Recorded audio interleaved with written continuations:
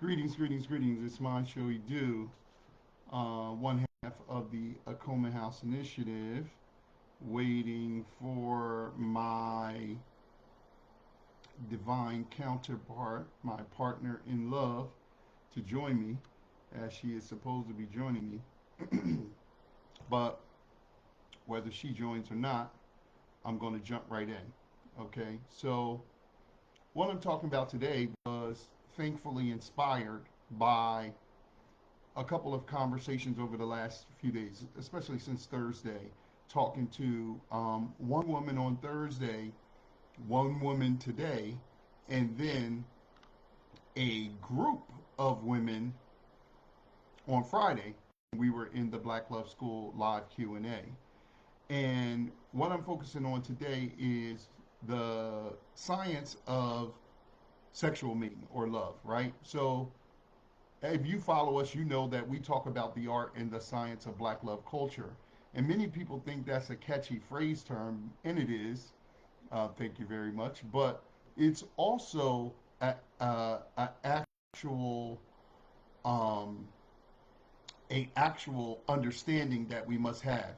So the art of any part of mating or our coming together is the philosophy, the approach, the theoretical foundation, or the feminine embracing energy of love. The science is the methodological, practical steps, the masculine energy. So the art is more internal and the science is external. So often we say in the art and science of black love culture is that the art comes natural to women and they must really, really focus on the science. Similarly, the science comes natural for men, and so they must really, really focus on the art. So I want to say that at the outstart because I'm not finger wagging to women. In fact, I am striving to help them. And in all of our work sharing the art and science of black love culture, our ultimate goal is to help you build your skills so that you can win at love. So I wanted to preface and say that. So now to the conversation, right? So what happened over the last few days since Thursday was various conversations with women. Again, one woman on Thursday in session, one today earlier this morning, but then a group of women, over 35 women on Friday, where we were talking about different things around sex. And there was a lot of questions asked. Number one, what needs to happen before you have sex? Number two, the three categories of sexual relationship that you're going to go in if you're dealing with any person, any man, any person, right? And then number three, we talked about, especially on Friday as a group, why most men report or feel that women are, despite their beauty and the ownership of the powerful P, the thing that we covet, most men report that most women are not really good at sex.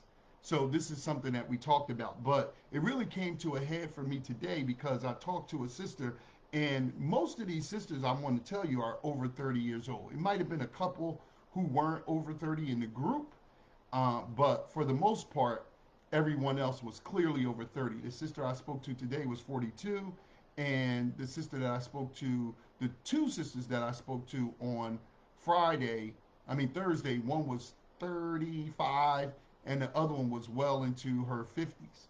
So this is important for us to understand because if we don't understand the science of sex as women, we're going to be hurt and we're going to be lost out, right?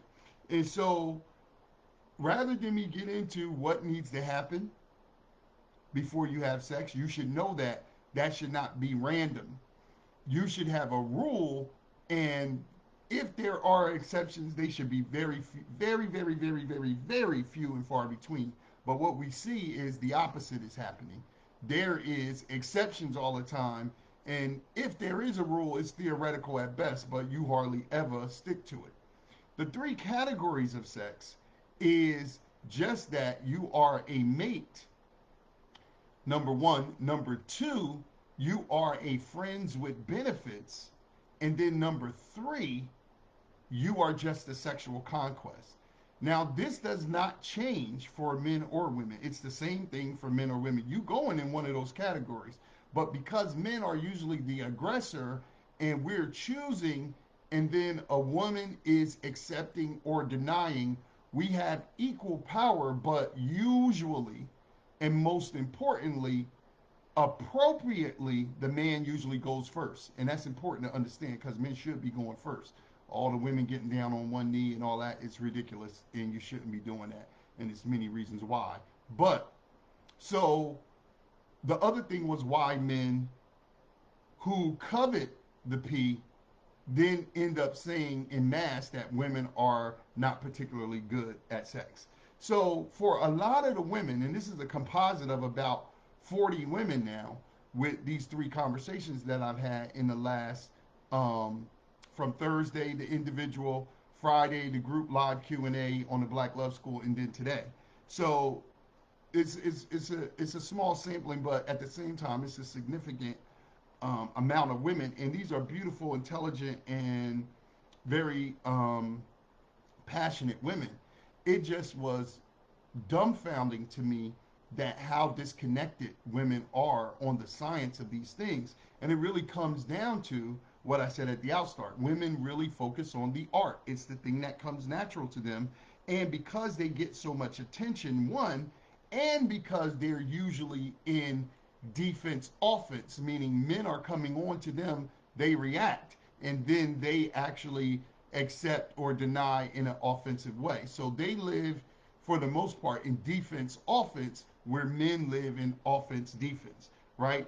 But what are 7 quick things that you will get from understanding this sexual science, and what will be the cost or the benefit for not knowing it? So number one, I'm just going to go through these quickly, and then I'm going to tell you that you need to do a strategy session with us so you can look at one of our packages or programs so that we can help teach you this science, because this is not something you can learn on your own.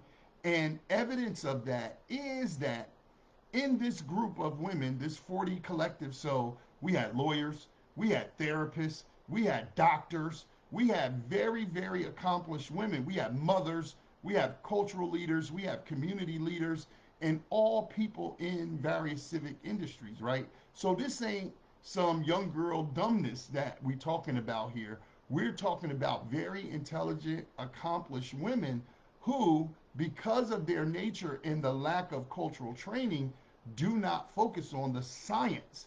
And because of the nurtured social interaction where they're on offense, they're on defense offense, and men are on offense defense, whatever men put in their lap, they deal with that, and it can often be wrong, or whatever they focus on internally in their mind, their fantasies, their fairy tales, their visions of how things are, can be very contradictory to the way things actually are in the material world.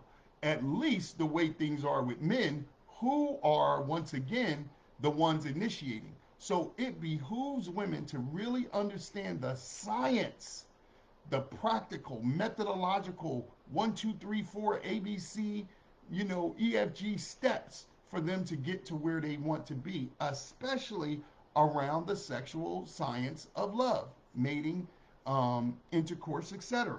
So having this will help you understand men.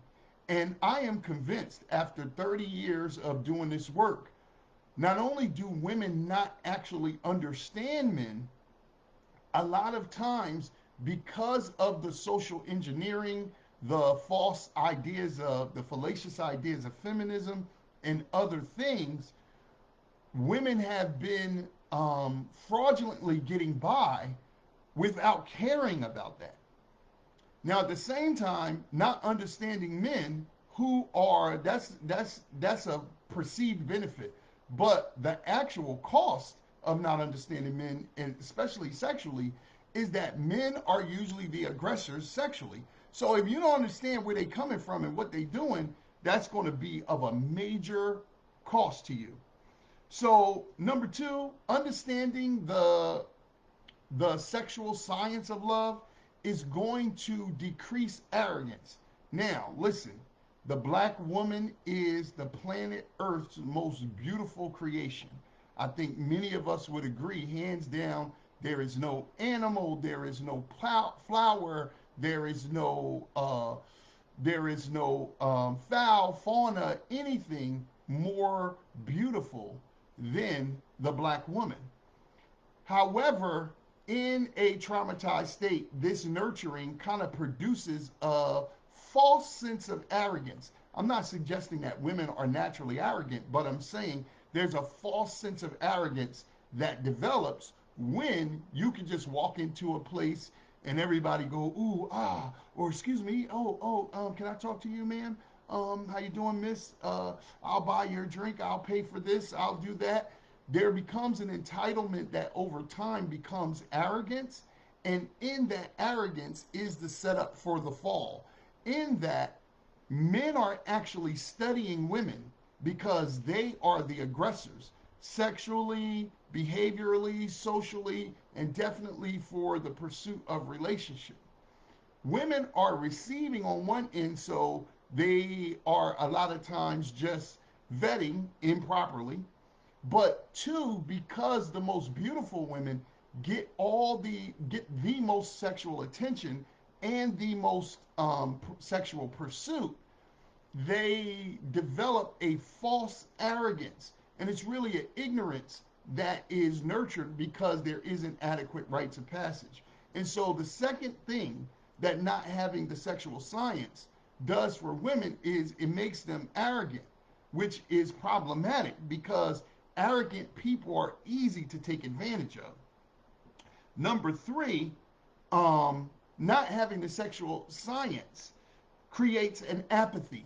In other words, it's like some people call it a laziness, some people call it a just disconnect in terms of what is going on in the sexual pursuit of women, right? So men are coming on, they act in a certain way, and a lot of women, especially beautiful women, have this nonchalant, kind of almost dismissive energy from men who are pursuing. And not just men they're not attracted to, but my experience with the extremely beautiful women, and all black women have the potential to be extremely beautiful, they get caught up in their own beauty because the social order of the day is that beauty is your greatest asset.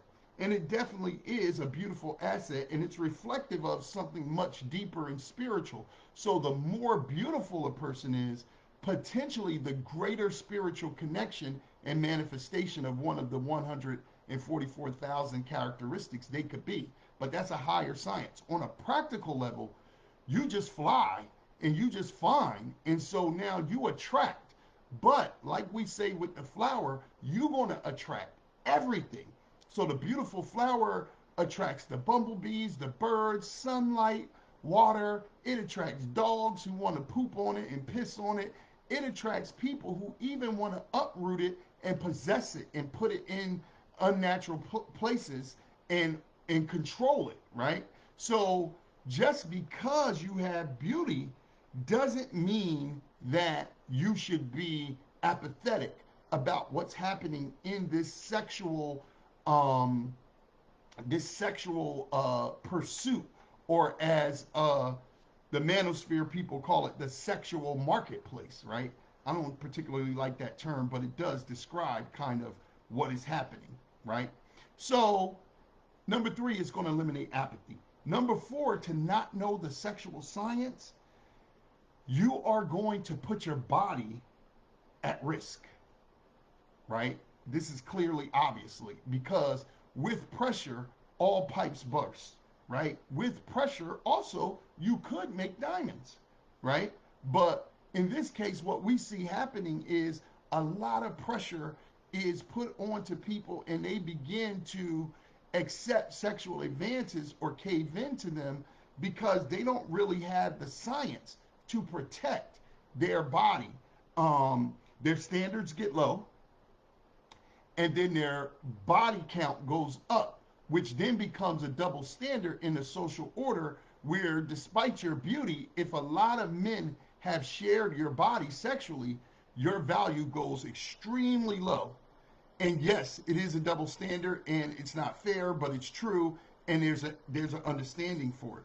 So the next thing you gotta do with the sexual science is you're gonna protect your heart. Women are rulers of the emotional energy of heart space, and although they're often vilified by men, we need that emotional space. It's a beautiful thing, and we don't want to eliminate it. We want to balance it out with um, rationale and intellect. This is why we need each other, right? So we got to come together as a unit to provide the proper amount of emotional balance and the proper amount of logical mental balance. Not men vilifying women because they're quote unquote too emotional, and women vilifying men because they lead with a rationale and say they are emotionless. Both of those are incorrect. But you wanna preserve your emotional self, and understanding the sexual science will do that.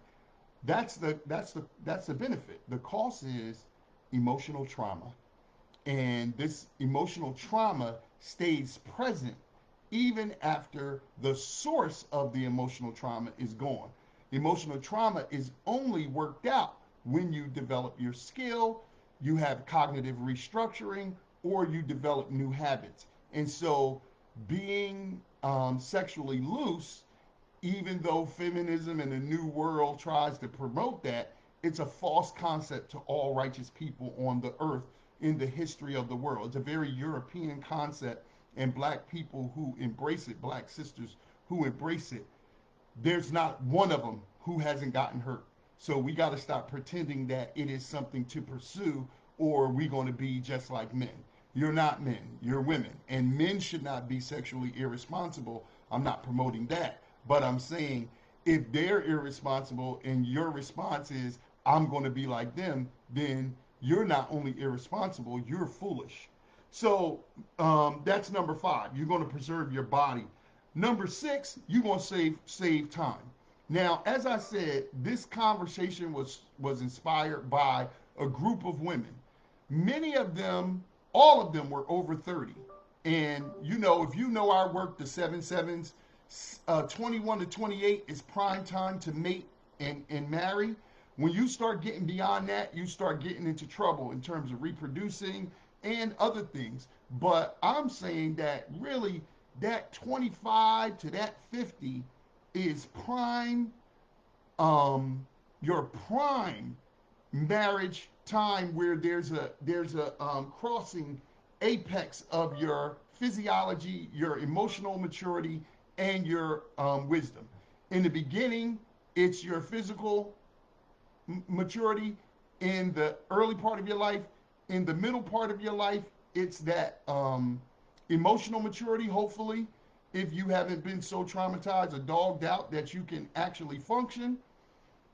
And then as you get into later years, it's wisdom. And especially black people in the Western world, the islands, the states, North and South America, and the UK, Australia, we are very delusional about what middle age is. We say a middle age is 45, etc., and most of us do not see 90 years old. Middle age is actually around 28, 30, 33, 35. If the national average is 68, 35 and a half would be 70, right? So you at middle age, not to mention, because of our health standards have deteriorated so much, you in geriatric pregnancy right past your mid 30s or your early 30s. Once you get into your mid 30s, it's concern, because, and that's not because that's too late to have a child. We had our last child at 40. Nawasha was 40 years old when we had our last child. But the point being, you can really be out of context with where you are in terms of your life progression, right? So these are, and the final one is important. So that's number 6. The final one is number 7. If you have the sexual science together, this is so important, and I know this is hard for us to take. You're going to decrease single parenthood and the legacy of broken families. And let me tell you, as a clinical therapist, I'm here to tell you that there is no greater single issue of psychological trauma than coming from a broken family. Sexual abuse is one, it's not higher than that. Physical abuse is one, it's not higher than that. Miseducation is one, it's not higher than that. Poverty is one, it's not higher than that. Children who come from poverty all over the world, when that poverty is manned by a two-family home, excel people who come from extreme wealth. The greatest psychological deterrent to holism and functional progression in society is coming from two parents who have spent your developmental years, your first 3-7, that's 0 to 7, 7 to 14, 14 to 21, where they are at war. It is like your mind and your heart consciously being at war. And because your mind is representing your father, your heart is representing your mother. And when the two of them are at war and you add on the horrible diets that we have, you're going to destroy yourself, and you're going to see what we're seeing out here. 8 out of 10 of us are unmated, don't know how to mate, are unskilled if they do mate, and everybody's pointing the finger at each other. And so this really plays out in the sexual interaction. So as I talk to these women and I ask the question, I'll ask you, if you're a woman, leave your response in the chat. Number one is what we talked about. What needs to happen in order for you to have sex? Emotionally, socially, and in terms of your commitment or non-commitment. Is it that just that you have to be sexually attracted to someone and have the opportunity? Or is it something else that has to happen? What is the rule, not the exception? Number two, do you know and understand that there are only 3 categories of sex? The highest one is a mate or a partner. The second level down is friends with benefits, where we're cool and we're having a sexual relationship that has no real commitment or responsibility.